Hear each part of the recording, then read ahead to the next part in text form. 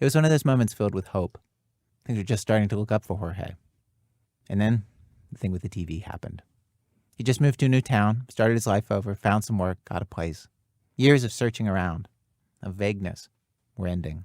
It's going well. Like, the way that I'm procrastinating now is by, like, doing work, you know? You know, I'm coming into my own. Like, I feel good. I'm paying bills relatively on time. He'd moved to New York City, which was scary, and lucked into an apartment that real New Yorkers told him was a find. A little studio in the East Village. One room, good location. Cheap. And then one night he's sitting at his table, watching The Bachelorette on TV. And The Bachelorette at the time is this huge show, this brand new concept, big reality TV hit. This woman meeting 20 men, going on dates with them, eliminating another one each week. And it's the episode where The Bachelorette has whittled it down to just 4 guys. She's going to pick one from eventually. And she's in New York City, visiting one of the potentials. And, you know, so he goes out to dinner with his family, and they're, you know, they eat, and, you know, they've got the shifty-eyed sister, and, you know, like, everybody's family acts the exact same way, you know? Right. And then they get in the limousine, and they decide to go back to his apartment.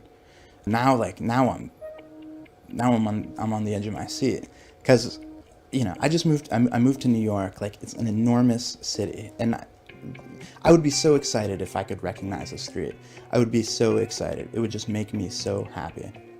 And so I'm totally excited.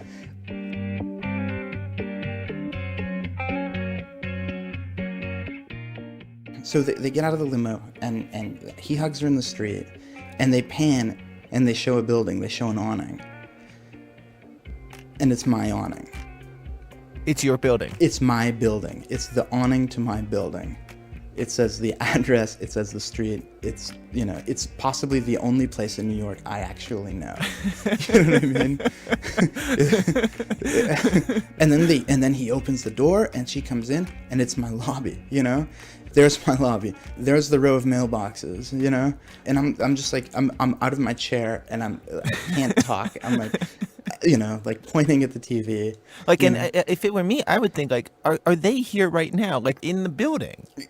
You're too smart. I mean, I couldn't think. I was just like, you know, it was, you know what I mean? I was just like, it was, you know, I was just flabbergasted. It just couldn't be happening, you know? He watches them take the elevator up to the 4th floor. Jorge lives on the 5th. They walk down the hall to a door, and then Jorge realizes something else. You know, he doesn't just live in the city as me. He doesn't live on the same street as me. He doesn't just live in the same building as me. He basically lives in my apartment. He lives in the exact same apartment. It's the exact same layout. So wait a second. So the camera goes inside this apartment, and you see your apartment, basically. A much better version of my apartment. His is much better. The walls are whiter. The place is cleaner. The furniture is nicer. He has a half wall. Like, he's got a half wall.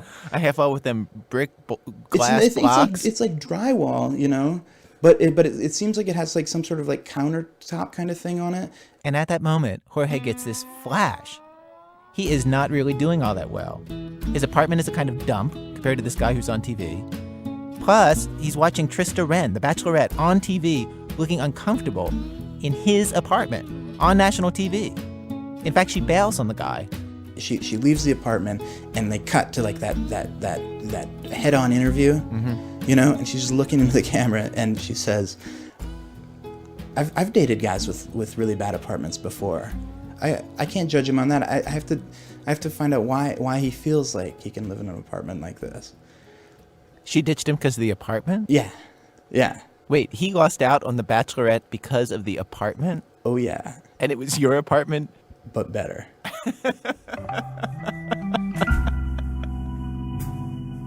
Over the next few days, it all sort of goes to hell for Jorge. He's depressed. His new life does not seem so shiny. His New York friends console him. Look, they say, the Bachelorette had never seen a New York apartment before. She does not know how people here live. This means nothing. Which helps him for a while, until one day, Jorge picks up the New York Post, and right there is an article about his neighbor, Todman, the guy from The Bachelorette, getting busted for cocaine. 3rd paragraph. Todman's fate on The Bachelorette was sealed the moment Wren set foot in his squalid Avenue A studio apartment. Do you understand the weight of that? Squalid Avenue A studio apartment. So this isn't just like people from outside New York. This is the New York Post. Nobody knows New York apartments like the New York Post. These guys have been in the most squalid New York City apartments. It's squalid, you know? It's squalid.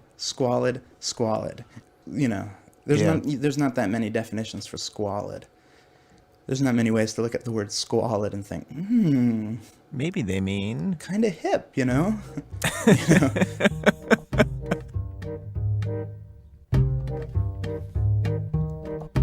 Somehow, without ever meaning to, Jorge had the experience that a person would have if he actually went on to one of the reality shows and then got booted off the show.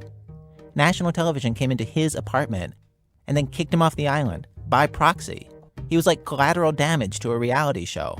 You know, I didn't want America to judge me and tell me my apartment sucked, you know?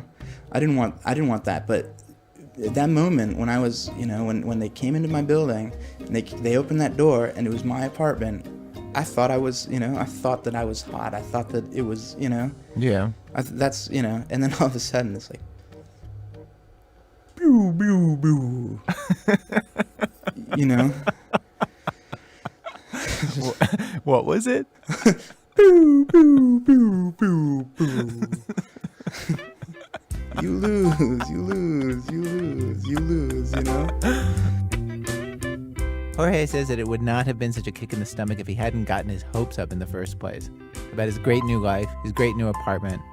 Hope is dangerous. Hope makes you vulnerable. You can be disappointed. You can fail. There is a lot to be scared of. In that way, stories of hope and stories of fear have a lot in common. Your heart's right out there, ready to be crushed, in both kinds of stories. The stakes are high. And what happens next? You usually can't predict at all.